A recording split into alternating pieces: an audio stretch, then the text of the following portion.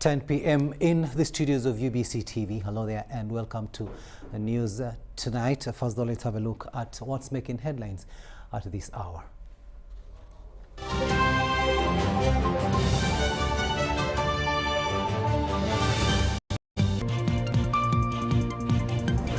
President Yoweri Museveni urges youth to take up opportunities in development sectors. Government to have Pfizer vaccine for children between 12 and 18 years. Zambia starts voting in presidential election. And in sports, Olympic gold medalist Joshua Cheptegei seeking 1.7 billion shillings for training facility.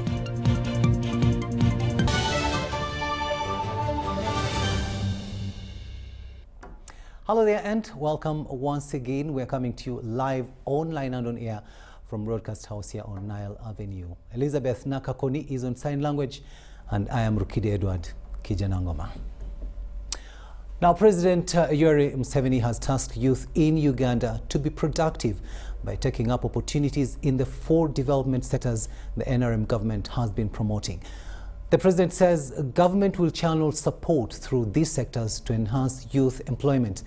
Mr. Museveni said this during celebrations to mark the International Youth Day held at Kololo Ceremonial Grounds. We have more in this report. Celebrations have been held under the theme Transforming Food Systems, Youth Innovation for Human and Planetary Health. President Museveni, who informed the gathering composed of youth leaders from across the country that he was a former youth, asked them to engage in productive activities. Museveni says they should take up ventures in the 4 priority sectors of development. The 4 sectors are commercial, agriculture. Please, if you can, be in commercial agriculture. Because when you come here, you make speeches, you really exhaust yourselves with speeches. Number 1, commercial agriculture. Number 2, industries, factories, big or small factories. Number 3, repeated the sectors well. Number 3, services. These borders, transport,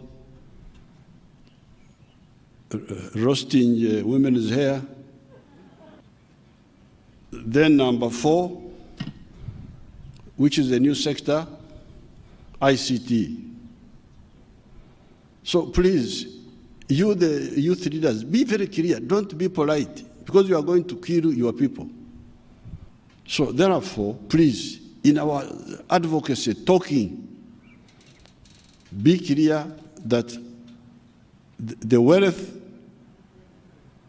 and the jobs are mainly to be found in the 4 sectors. He also warned them against looking at jobs in the public service.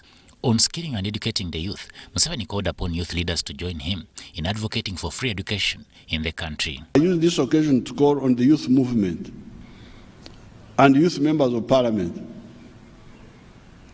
and youth leaders in the whole country to defend free education.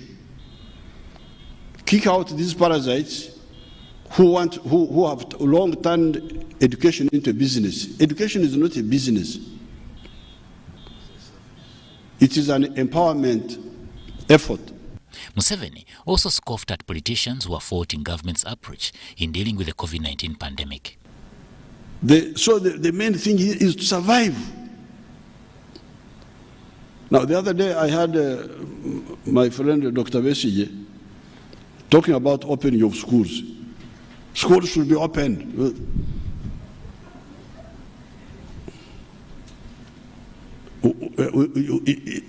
These people don't have a plan. The government doesn't have a plan, because if they had immunized the teachers, the schools could be opened, because the children, even if they get sick, they recover. Okay, thank you very much, Dr. Besigye. But you have not thought the problem through properly. Actually, the teachers are among our priority list of immunization. And I think many of the teachers have already been immunized because they were among the first. Even if they are all immunized, the teachers, the problem is that not all the schools, very few schools are actually boarding schools. So the children,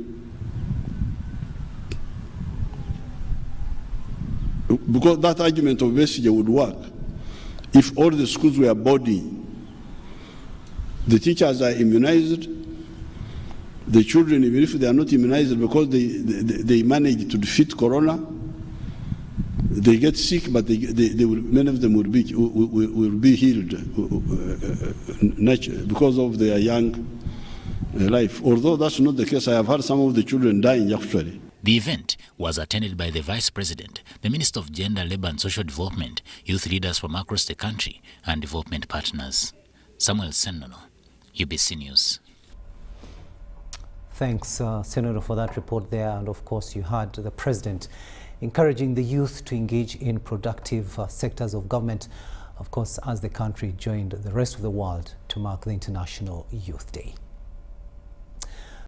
The government is expecting to receive over 1 million doses of Pfizer vaccine in the next 3 months to start the vaccination of children between 12 to 18 years.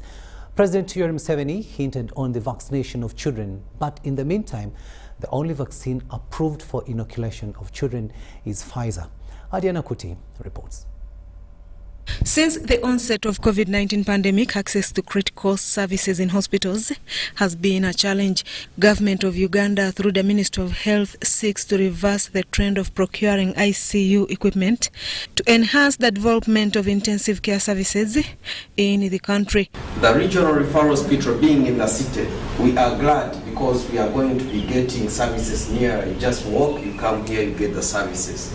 According to Dr. Chwanka, the president of the Association of Anesthesiologists of Uganda, lack of enough human resource to offer healthcare services remains a challenge. People left for Kabarole to go to Kampala for critical care services. And this is despite the fact that the government had invested in terms of equipment, although the human resource may not have matched at that point because of the lack of the appropriate training. Kiwanka says operationalizing critical care services, such challenges will be addressed through free call center sharings with specialists. This is initially targeting the anesthesia providers.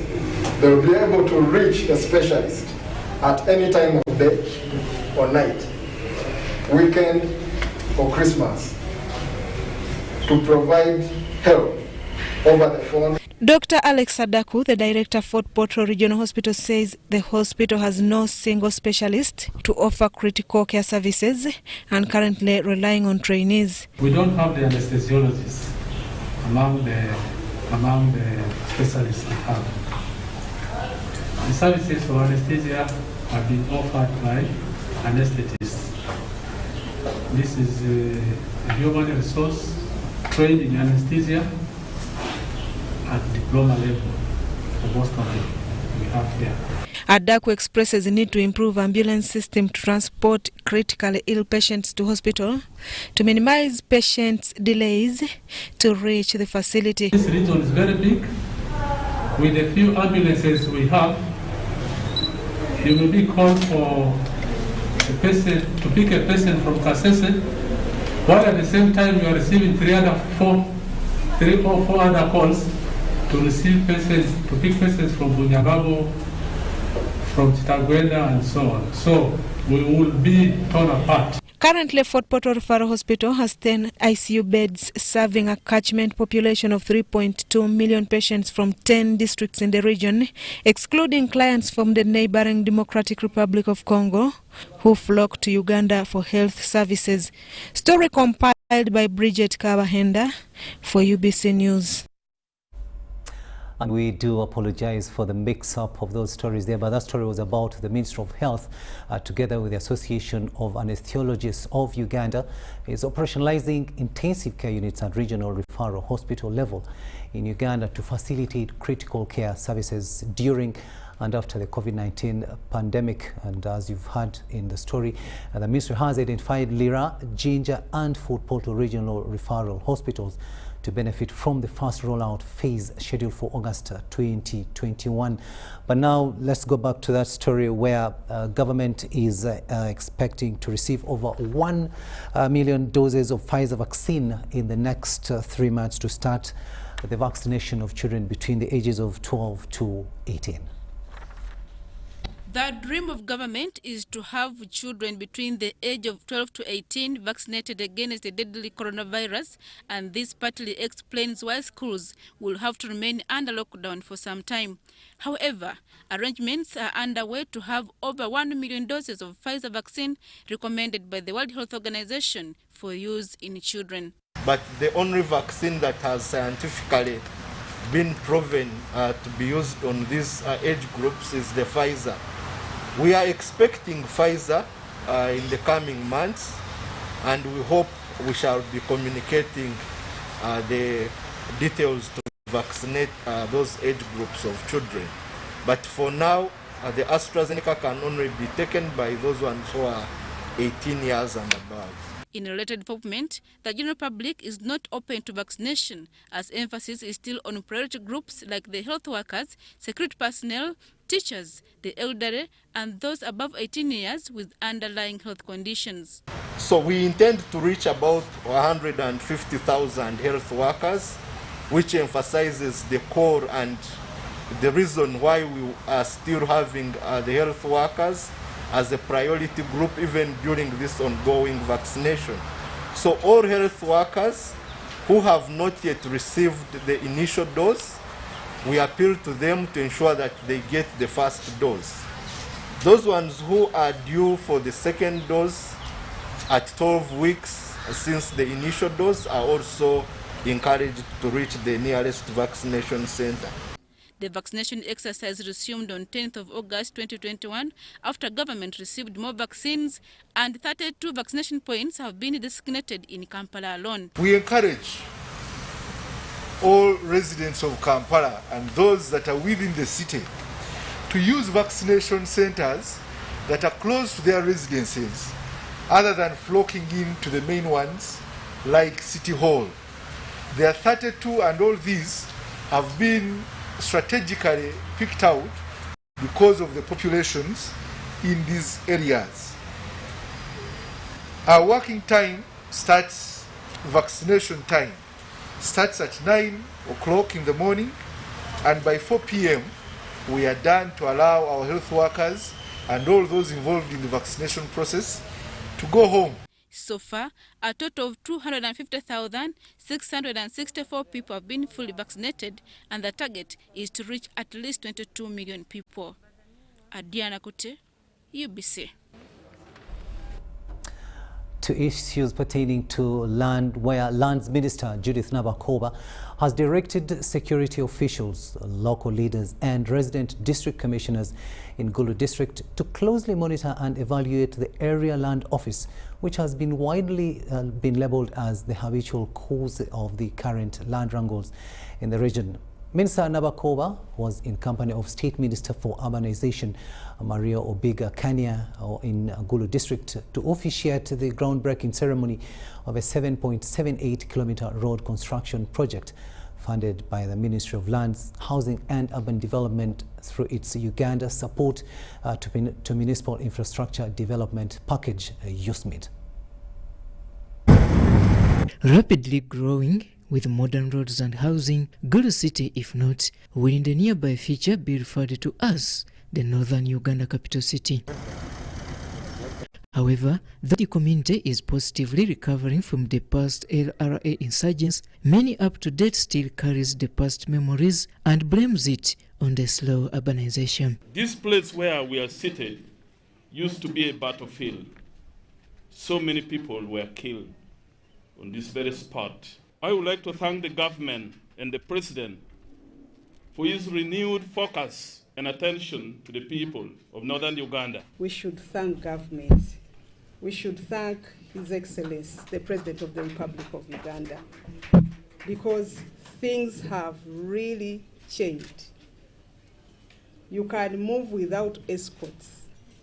You can move freely to any part. Even in the city, I remember by that time they would tell us, you cannot even be sure, you have to move under escort, it was very, very complicated. Through its World Bank patent infrastructure development to municipalities, USMID, the Ministry of Lands, Housing and Urbanization, is supplementing the already consolidated government projects in the area.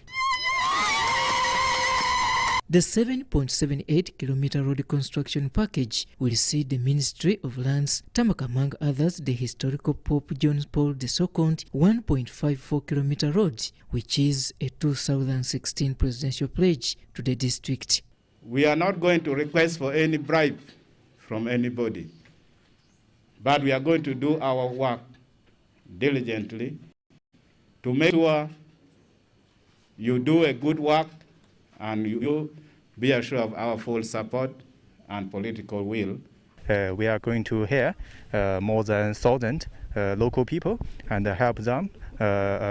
We will work together. Today we are so grateful that the presidential pledge for tarmacking St. Paul II Road, which runs from Forgot Trading Center to the airport, is being fulfilled. We have been waiting for this road to be tarmacked, to have a good road which has the name of the late Pope John Paul, how big that Pope was.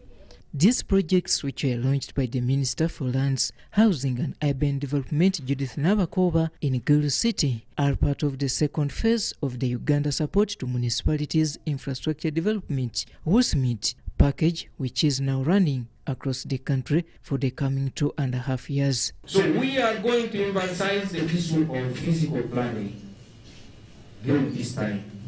Government is going to emphasize it from now on. And physical planning is not the responsibility of the ministry in Kampala. We set the standards, we set the laws, we set the regulations, but the actual physical planning and implementation on the ground requires you, the local leaders. District land boards and the area land committees, I don't know, RDC, town clerk, you need to supervise them. You need to supervise them. At times, they do things without even considering the procedure. The notices of application are not followed. The communities are not involved. They just wake up in a day and land is given away. They are telling them, please leave. And that causes confusion and conflicts. So we would ask you, the district leaders, the MPs, please tighten on our district land boards to make sure that government land is managed well. Robert Onyango, UBC News, Gulu City. Uganda Law Society has called upon government to lift the suspension on Democratic Governance Facility, the famous organization for facilitating non-governmental organizations in the country.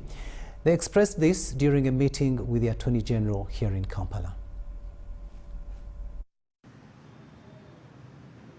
On 2nd January 2021, President Yoweri Kaguta Museveni ordered the suspension of Democratic Governance Facility activities, stating that its funds were used to finance activities and organizations designed to subvert the government under the guise of improving governance.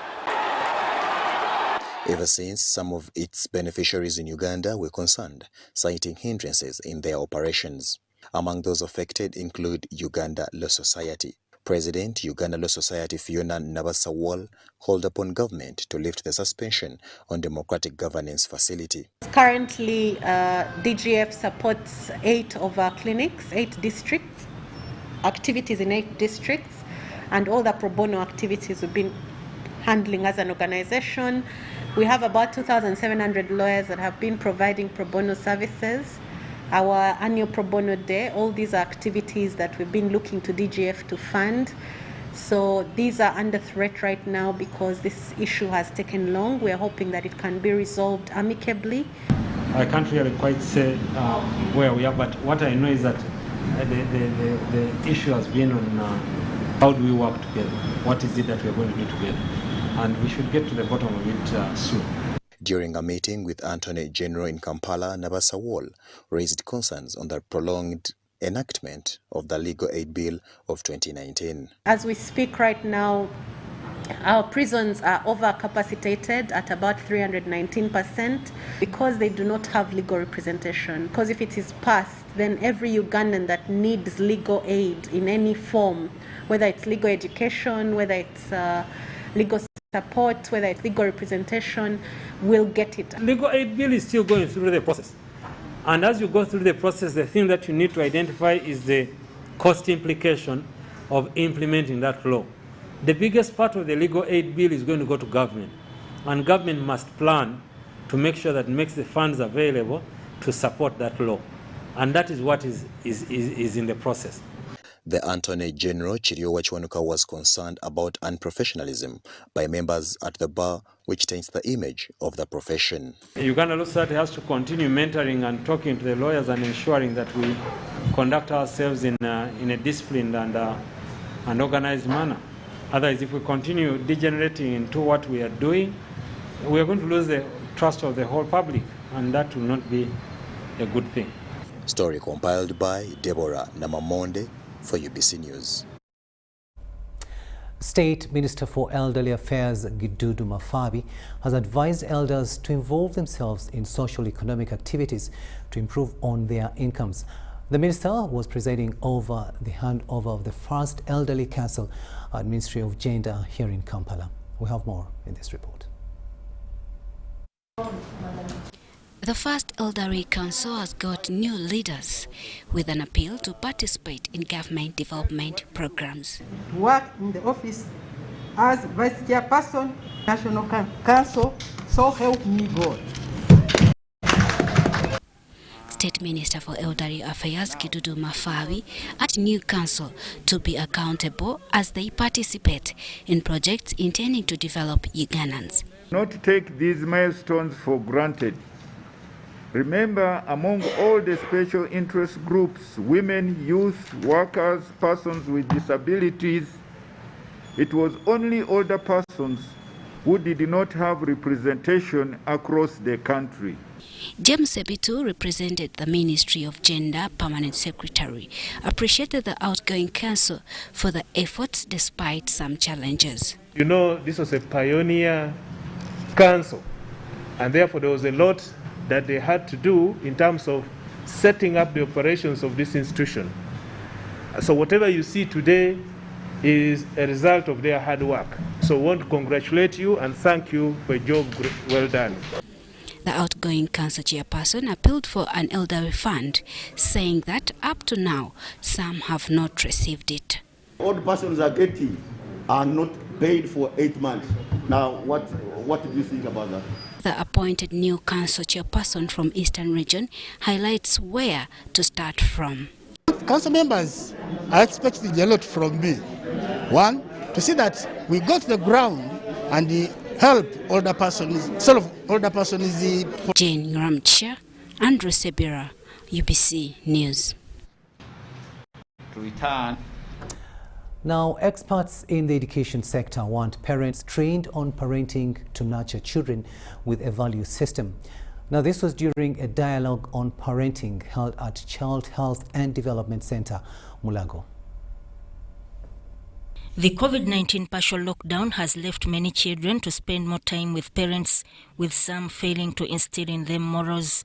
Education experts want training for parents on nurturing their children to save the generation. Your mother and father are your first teachers, okay? And then we build the school. We start the school in the community.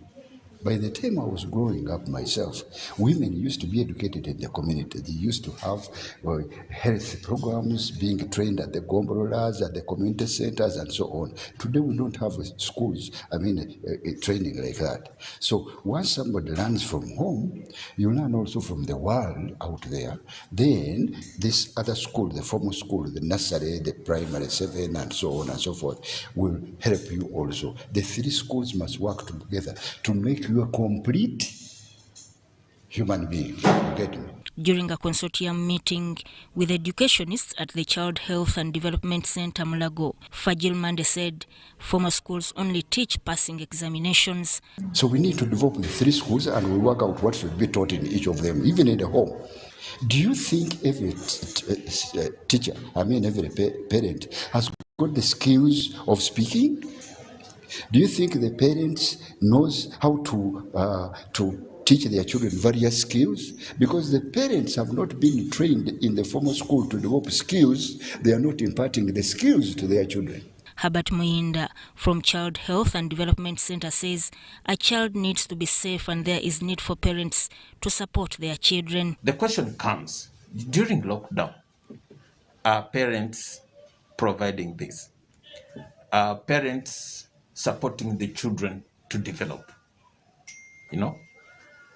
Then we need to understand what is needed for a child to develop. Biologically, morally, economically, in terms of education, the holistic kind of development. So, majority of the parents, according to the studies we have just shared, they are not. Over 70% of the parents don't. Juliana Nauma Akolio, the acting director, Ministry of Gender, Labour and Social Development, says some parents need training in communication. So sometimes poor communication skills between the parents or even the physical exchange between both caregivers is a negative impact on this child. So it has both negative and positive aspects. Then some parents have the national parenting guidelines and they are being popularized into simpler versions. So this one gives guidance also on how they communicate, when they communicate, what to say, when to say, and that supports a lot the parenting practices at home. Sudat Kaye, UBC. Very interesting story there where parents need to be trained in parenting their children. The State Minister for Agriculture, Major Bwino Chakulaga, said tsetse flies still affect livestock and humans and advises farmers to remain alert as attempts are being made to eliminate them. We have more in this report. Ministry of Agriculture, Animal Industry and Fisheries wants to reverse the effect of tsetse flies on humans and livestock. Information available indicates that the tsetse flies kill about 1 million heads of cattle annually, with an estimated 10% of calves killed by tsetse flies annually. State Minister for Agriculture, Major Bwino Chakulaga, says tsetse flies still affect livestock and humans, and it has an effect on the economy. Problem does not come back as an epidemic, because when it came as an epidemic,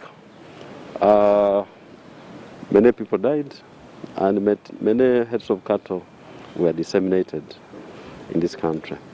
So I'm of the view that as a country we shouldn't allow this to happen again. And the only way to do it is to have continuous surveillance, control and mass mobilization. Tsetse fly infection leads to a 14% milk production, which affects the total revenue from milk and quality. The problem of trypanosomiasis is a very big problem to us as people, to countries that are invaded by the tsetse vector and where trypanosomiasis happens. It causes loss of lives in terms of people, and in animals can die, but also silently they cannot produce optimally because of the infection. They may not die, But because of the presence of infection, the milk production may be low, growth rate may be low, and so many other things. The Director, Center for Trypanosomiasis Control Agency in Uganda, Professor Charles Waiswa, says there is need for a sustained surveillance and broadening of the vector to avoid outbreak. Under Trypanosomiasis Control Council, because of fear to lose people, we tended to focus on those areas. Fortunately, when we went to focus in these areas where the human disease exists, we find ourselves using the integrated pest management approach, where we fight the vector, we treat the people, and also the animals that are found infected are treated. And we advise the communities on how to handle the animals through mass treatment, especially where the epidemic of the human disease is. Tsetse flies have an economic impact in sub-Saharan Africa as the biological vectors of trypanosomes, which cause sleeping sickness to human and animal trypanosomiasis. Sudat Kaye. Vincent Wamondo, UBC. Trypanosomiasis, indeed, it still exists, and do not think that it only affects you, cattle, but also you as a person. Now, Uganda Thursday joined the rest of the world to commemorate International Elephant Day. Now, the day is aimed at creating awareness on conserving endangered species. Zahara Abigaba gives us more.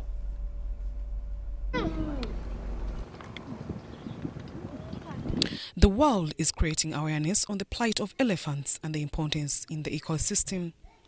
The International Elephant Day focuses on the protection, including poaching, habitat loss, mistreatment of elephants in captivity, especially in Asia and African continents. Uganda Wildlife Authority Communications Manager Bashir Hanji says conservation of elephants in the country has not been smooth, but on a steady growth.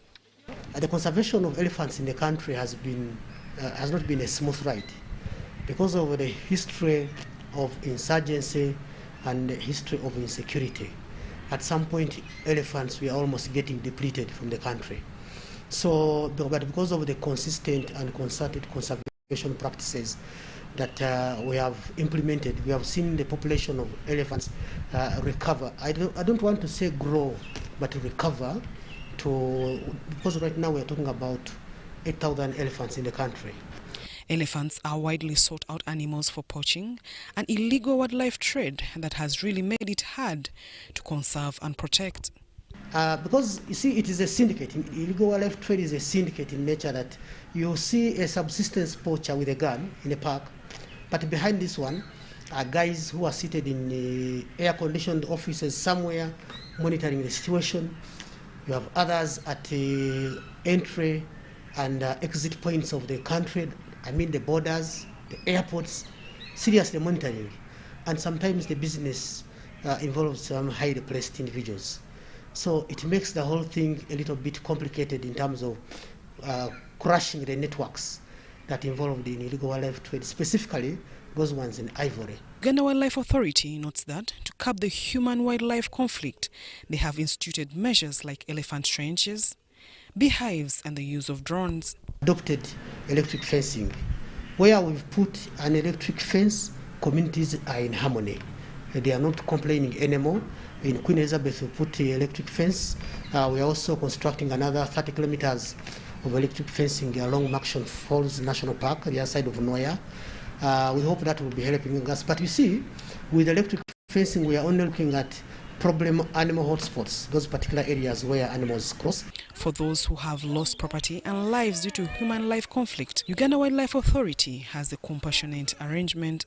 People who are injured, at least we are able to reach out to them, pay their medical bills. Even those ones who have unfortunately lost their dear ones, they will reach out to them. For instance, last year we spent around close to 69 million only under a compassionate arrangement, reaching out to families that are affected, you know. So that's, among others, the things that we are doing in terms of trying to mitigate human-wildlife conflict. But the bottom line is electric fencing has turned out to be so effective. Uganda is a home to bush elephants, mainly in savanna, and forest elephants, like in Kivale National Park, Bwindi, Mugahinga, among others. Zahara Abigaba, UBC.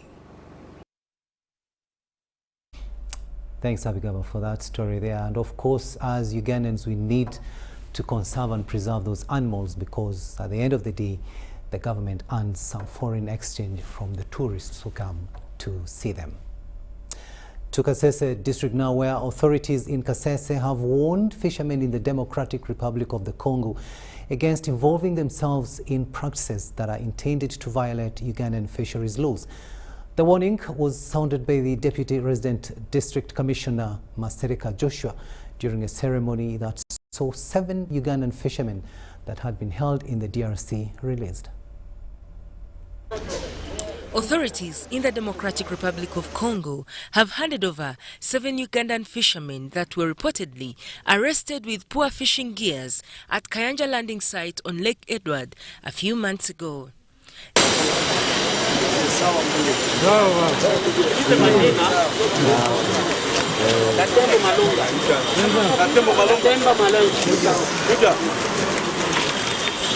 This comes after Ugandan authorities had handed over 36 of 143 Congolese nationals that were arrested since 2019 on the same lake for related crimes.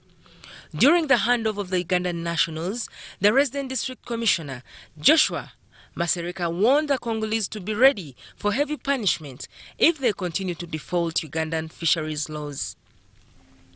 Joshua still believes the Ugandan detainees in Congo were innocently arrested.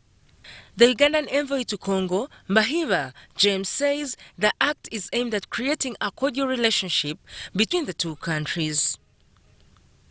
James added that for the rest of the prisoners with heavy offenses in different prisons of the two countries, there's a strategy being worked on to see how they will be released.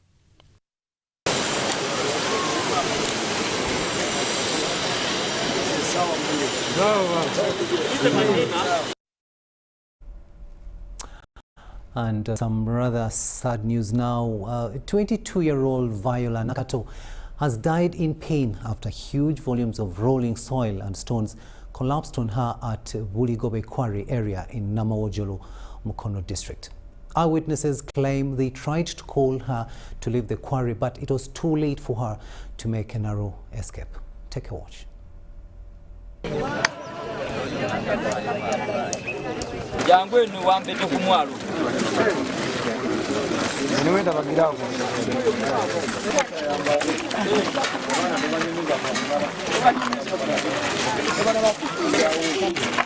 Mpozi tufunye ekikangabwa omwana Nakato Viola afiidde mu kirombe naye nga kyetulabye nga fa akulembeze ti embeera abantu wadde embeera si nnungi naye tugezeeko kuba bwetunuulira ekirombe kiri bwe babadde asima mayinja ntuufu tewali mayinja mbadde nsabira nti ne bana abakola mu kirombe wano batuyambeko okugayidinga abantu bo balaga ekituufu wadde nti embeera ya bwavu naye tugezeeko okulaba nga tukuuma n'obulamu bwaffe kubanga obulamu bwaffe kyekisinga obukuyitira bwereere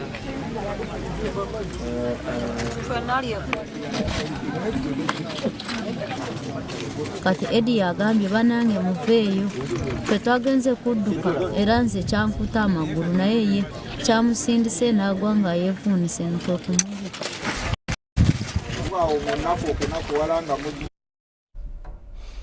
Very, very sad indeed there.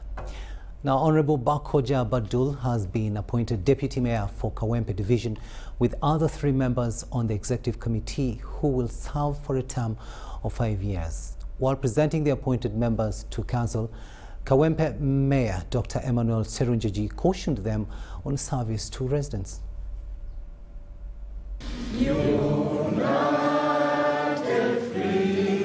Appointed Bakoja Badil for position of Deputy Mayor, KAWEMPE Division, was seconded by Namuli Jasmine Kole, woman councillor, representing Kanyanyabbi. Bakoja Badil later took oath of office as KAWEMPE Deputy Mayor. And that I will preserve, protect, and defend the Constitution, so help me Allah. Other members appointed on the Executive Committee include Nachobe Sylvia, representing Chebando Tula as Secretary for Gender, Production and Community Services, Bule Henry Nsubuga representing Chikaya A as Secretary Administration and Human Resource. All the appointed members were seconded and approved by the Council and took oath of office. I, Secretaries, swear in the name of the Almighty God, I will at all times well and truly serve KAWEMPE Division Urban Council. The Mayor KAWEMPE Division, Emmanuel Selonjoji, explained the criteria of appointment. The executive, which has just been constituted today, has a duty, and they have come at a challenging time where we have COVID-19. So the Secretary for Health is assigned a duty at a time when KAWEMPE is low in terms of health because of the pandemic.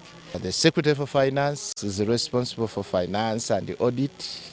He has to fight corruption in our division. During the same council meeting, KAWEMPE Division Speaker, Akampulira Justice, raised the concern on the huge sums of money the council spends on renting space where to conduct the council meetings. However, the concern was responded to by the town clerk to council. Town clerk is the chief accounting officer of the division. He is the head, the technical head of the division. So we would like to know why we should continue spending that money when we could have our own council chambers. We are trying, me and the mayor, we are trying. Actually, tomorrow I'm submitting Mr. Speaker and other members. Tomorrow, the mayor, not me actually, the mayor is submitting the BOQs for completion of that structure. The appointed members will serve a term of 5 years. What I'm going to start with are the government programs of our people. You're hearing this saga of Emyoga, the youth YLP program, the entrepreneurship for the women, the money for the women. I'm going to start on the drainage systems because now we have found out that the problem with the roads, most of the Maram roads of KAWEMPE, they are the drainages. Deborah Namamonde, Nantongo Rebecca, UBC News. Business News is up next after this short break.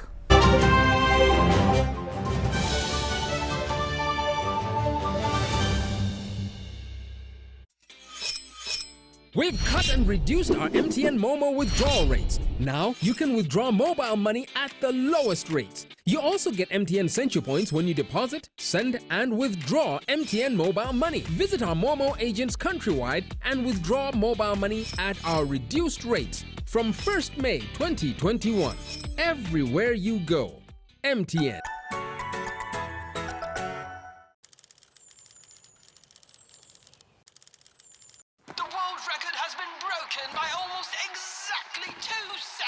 He's Joshua Cheptegei of Uganda. This is superb running.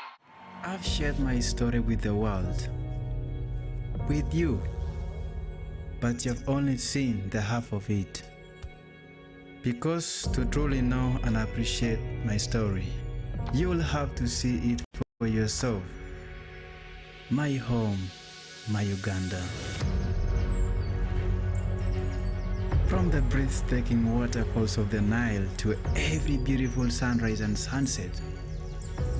From the amazing blankets of green to the priceless treasures that lie within. Along the way, I have met some unusual friends. The world-famous silverbacks.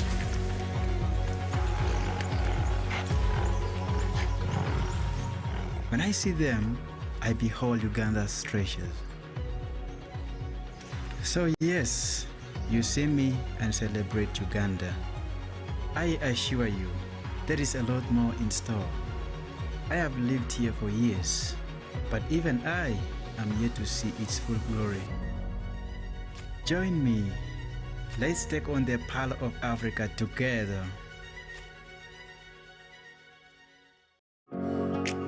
It's no secret that ICT makes learning easy. The strides made in our field couldn't be possible without it.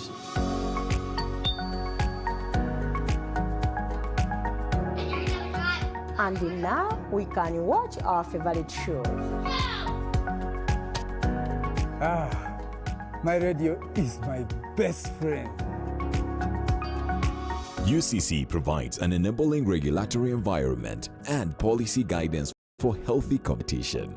We also facilitate ease of doing business in the communication sector through licensing, standardization, spectrum management, tariff regulation, rural communication development, and consumer empowerment. An informed consumer is an empowered consumer. UCC supports local content and innovations. Driving the development of a robust communication sector in Uganda is Uganda Communications Commission. Therefore, understanding this model.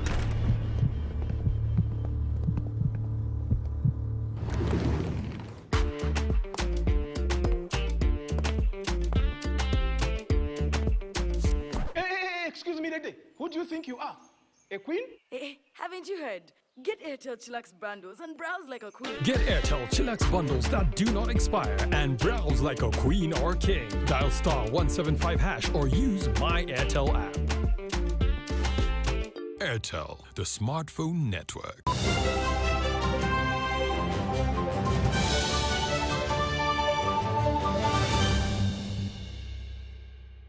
Welcome back from that short break, and this is News Tonight here on UBC TV.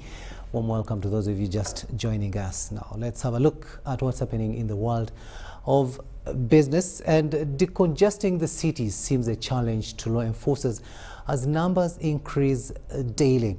Now, KCCA spokesperson Daniel Nwabine wants more manpower to reinforce the decongesting exercise. Take a watch.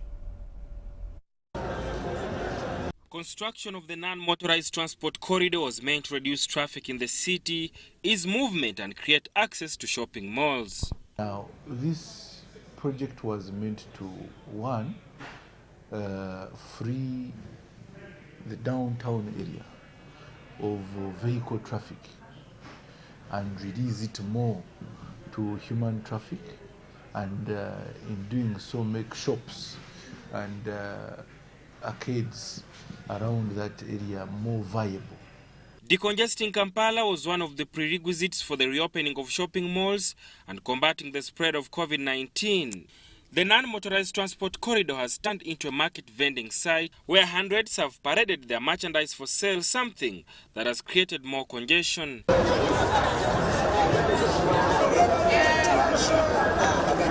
Ekkubo lino okulisobola oditeekako tekiniki eyo lyetaaga deployment nga tejja buzi kujja kugoba bugobi. Despite Kampala Capital City Authority efforts to see them off the streets, they keep coming back, which bothers law enforcers. Is that whenever we are moving on the street and we have these hawkers along the road, they normally decongest the road. And you find that if these vehicles continue using these routes, which we are supposed to use as pedestrians, it may be an inconvenience to us. Traders say it is impossible to leave the city since that is where they get their daily bread. Kituufu balizimbira abantu n'obugali babeere nga bakola ki nga bayitawo ekitulemezaawo ku kkubo tetulina gye tukolera. Ebyo bye bagamba mbu obutale babuzimba muzeeyi obwo obutale obugenda mu busafi n'osiiba enjala so ate wano mu site sente osobola ofuna sente okitegeera kati bye bagamba mbu obutale teriyo bantu bagenda tugulako. The spokesperson for Kampala Capital City Authority Daniel Nwabine says the exercise requires collective effort and more manpower for enforcement. But the roadside vendors, and that's why we have this enforcement, we are also requesting for approval to employ more enforcement officers to effectively do this, but also make the markets more viable. Because enforcement alone is not a solution to all this. As a way of decongesting the city, Kampala Capital City Authority constructed this non-motorized transport corridor as a way of easing movement for those who are walking on foot and those using bicycles. But it seems that the solution has become more of a disadvantage than an advantage.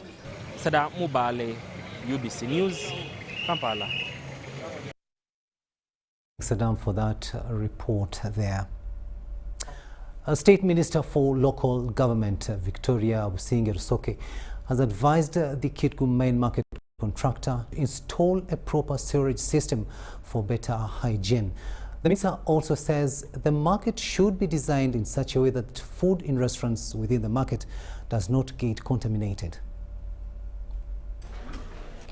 Construction of KITCUM main market is funded from the African Development Bank at 23 billion shillings under the second phase of the market and agriculture trade improvement. While touring the construction site, State Minister for Local Government Victoria Rusoke advised the contractor to design a hygienic trading space. We don't want our market to be now a source of calamity to our vendors. There is already a plan for a flyover, my colleague, which is supposed to be put here. This is a unique design. The flyover is not anywhere. It's one of the biggest markets. He was teasing me and saying, are you sure this market is at the same level with other markets in Western region? I want to tell you, Ipanga market in the city where you come from, in the district that produced the city, is far below average in size and in facilitation.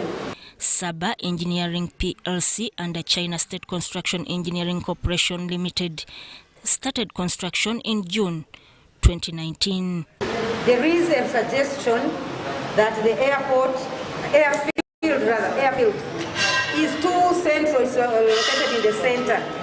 And the request is by the municipality that they identify another piece of land and the airfield is gazetted there.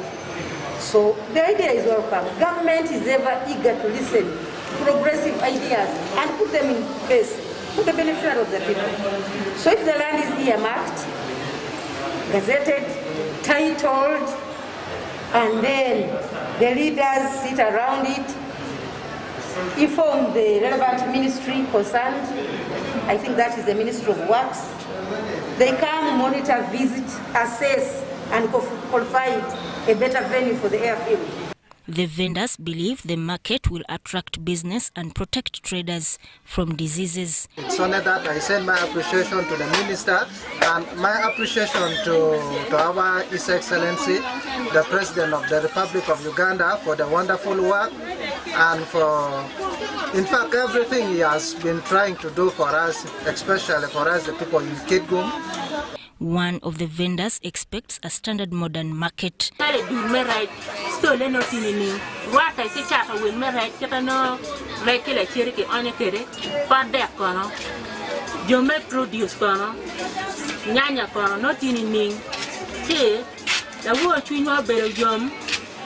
Once complete, the market will have 1,500 stalls and over 600 lock-up shops to accommodate over 2,000 vendors. Sudat Kaye, UBC. The Minister for Energy and Mineral Development has emphasized the need for the country to continue skilling its population in order to satisfy the increasing demand for qualified personnel in the oil and gas sector. Minister Ruth Nankabirwa made the remarks while on her induction tour of the oil-rich Albertine Graben. Uganda Petroleum Institute Chugumba in Kiriandongo district was established in 2009 by government to skill mainly youthful Ugandans in the area of engineering. The institute offers diplomas and certificates in different courses.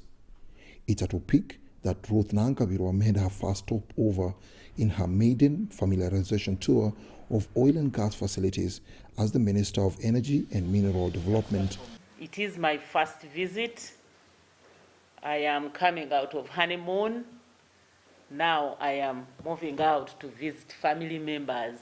Nankabirwa was accompanied by Peter Lokeris, the State Minister for Minerals, Okasai Opolot, the State Minister of Energy, the Permanent Secretary, officials from Uganda National Oil Company, the Petroleum Authority, among others. We must establish, that is, we get welders for the piping. Then there is a lot of building. When we said we want to build a refinery, the refinery is a big structure. You need our own people.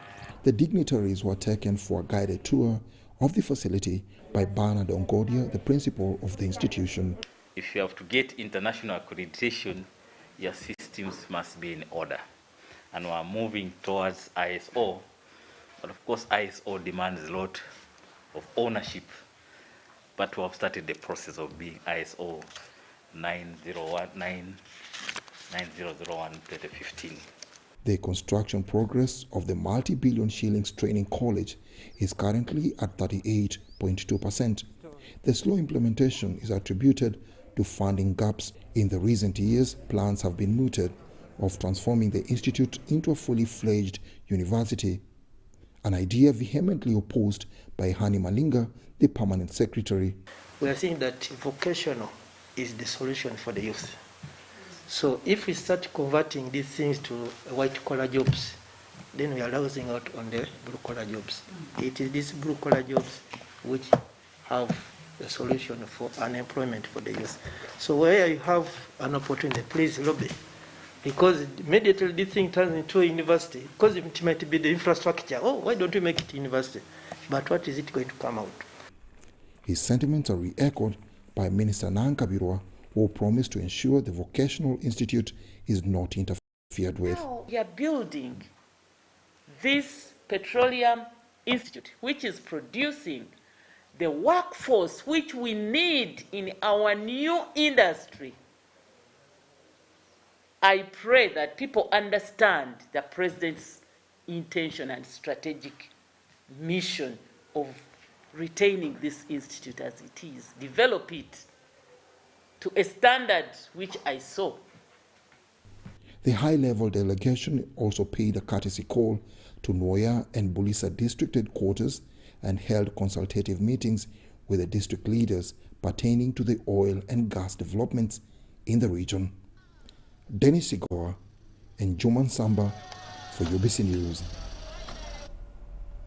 To Bunyoro region now, where Minister for Bunyoro Affairs Jennifer Namuyangu has launched the government parish model in Bunyoro sub-region with an appeal to the youth to put the funds to better use. Under the parish model project, Uganda government plans to spend 480 billion shillings to eradicate poverty, as we hear in this report. The new parish model project, geared at eradicating poverty, is a pro-people grassroots-oriented planning and initiation of services which people need.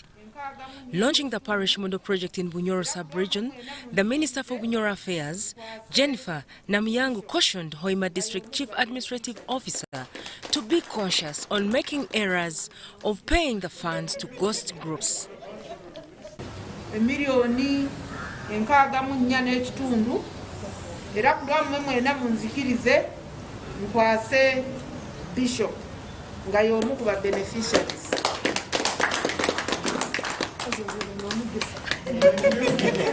According to available district records, Hoima District and City has 16 groups scheduled to benefit from the 64.5 million shillings under the Micro Project Association. However, Hoima Resident City Commissioner Samuel Kisembo revealed that they will deliver for all groups to benefit. Woman Member of Parliament for Hoima District, Harriet Businge, appealed to women to embrace the parish model project under their women groups with the aim of boosting their income. Retired Bishop of Bunyoro Kitara Diocese, Right Reverend Nathan Chamanywa, appreciated government for the initiatives and pledged to support government on transparency issues during the implementation of the project.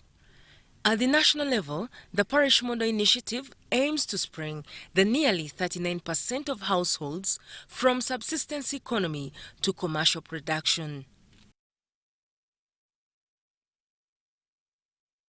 Ministry of Trade, Industry and Cooperatives and private sector partners have launched the Bubu Billboard and Fashion Awards to be held in Kampala on the 17th of August 2021.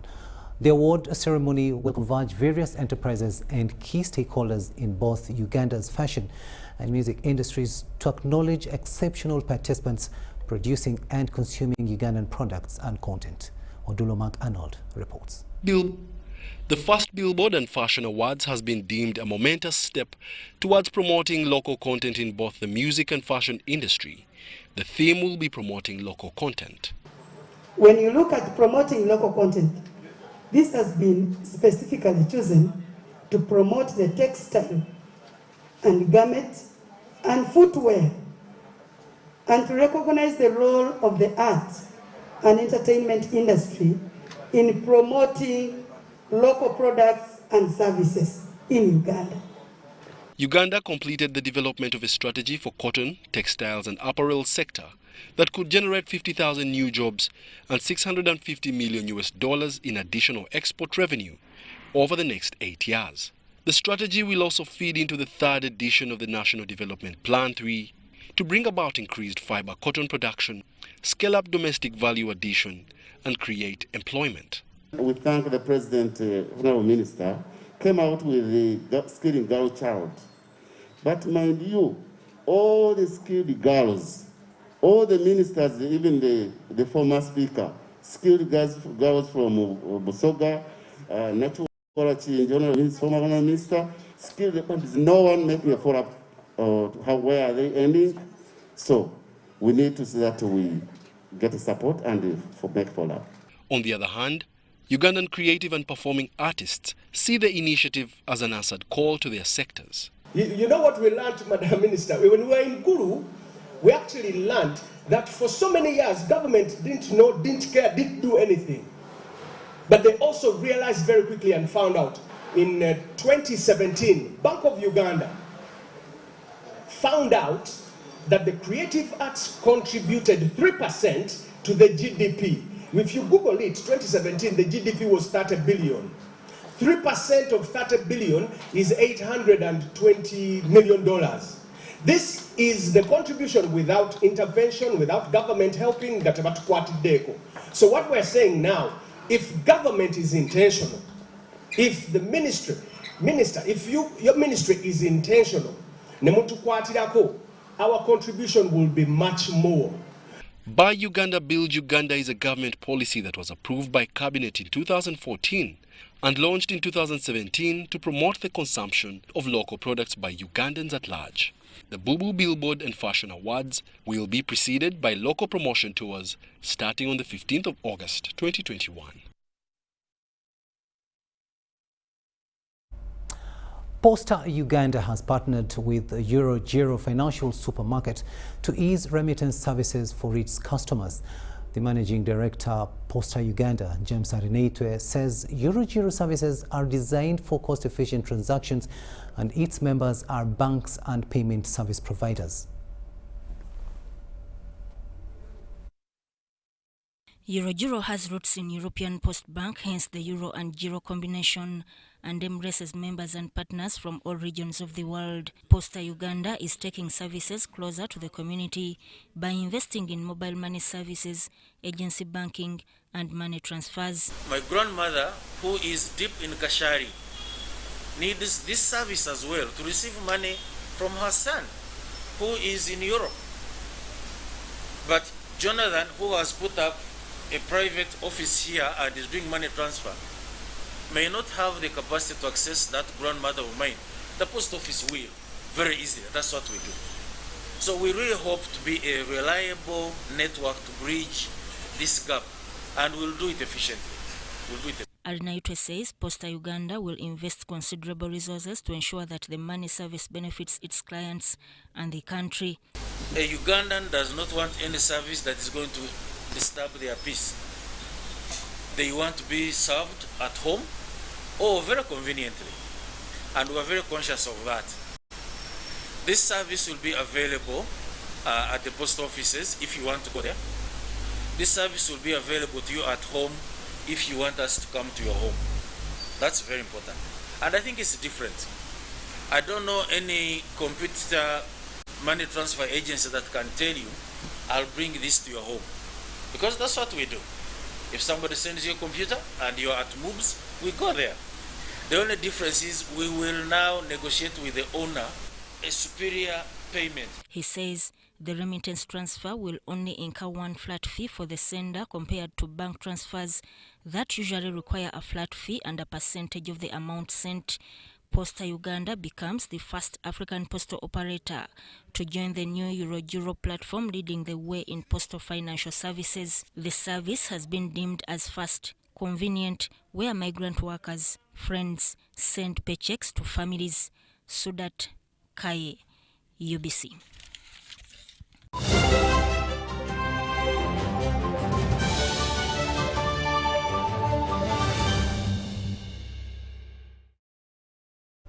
Welcome back. Let's have a look now at what's happening outside the Ugandan borders, and we go to Zambia, where Zambians have started voting in a showdown between President Edgar Lungu and main opposition rival Hakainde Hichilema that looks too tight to call and comes amid mounting debt and a flagging economy.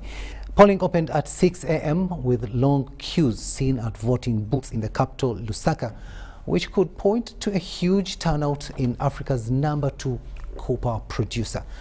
Lungu was among the earliest voters, having brought forward his voting time. Wearing a black leather jacket and a white face mask, Lungu, accompanied by his wife, waved to a cheering crowd as he left in his motorcade. Political analysts say Hakainde Hichilema, who is facing Lungu for the third time and has placed the economy front and center of his campaign. In November, Zambia became the first African state to default on part of its debt during the coronavirus pandemic. Zambia owes in excess of $12 billion to external creditors and spends between 30% and 40% of its revenues on interest payments on its debt, credit rating firm S&P Global estimates.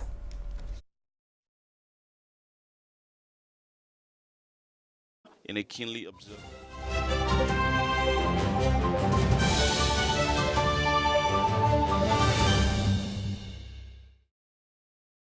Sports news now, and 5,000 meters world record holder and Olympic gold medalist Joshua Cheptegei has launched a 100-day fundraising drive to complete his training facility in Kapchorwa.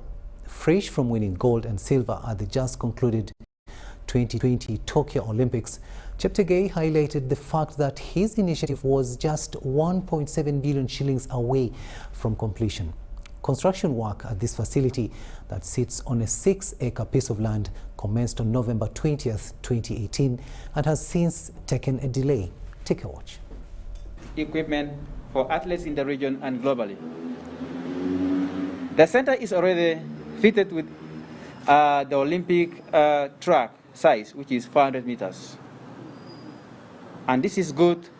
This is in good condition to enable the athletes succeed at regional and global events.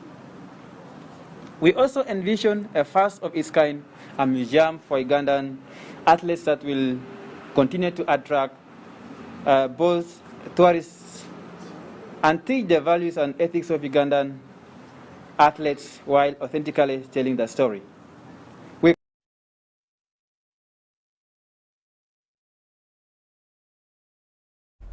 Joshua Cheptegei ending that report there. And now, before we leave you, let's have a quick reminder of our top stories.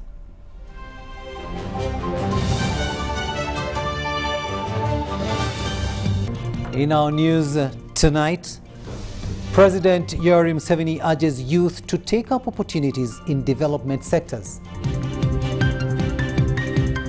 Government to have Pfizer vaccine for children between 12 and 18 years.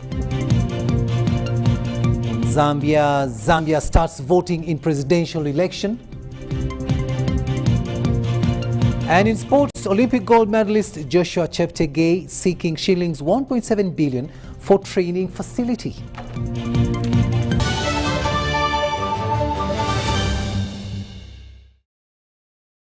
And that's all we had time for. Thank you so much for having kept us company. On sign language, it has been Elizabeth Nakakoni, and I am Rukidi Edward Kijanangoma. Wishing you a blessed night.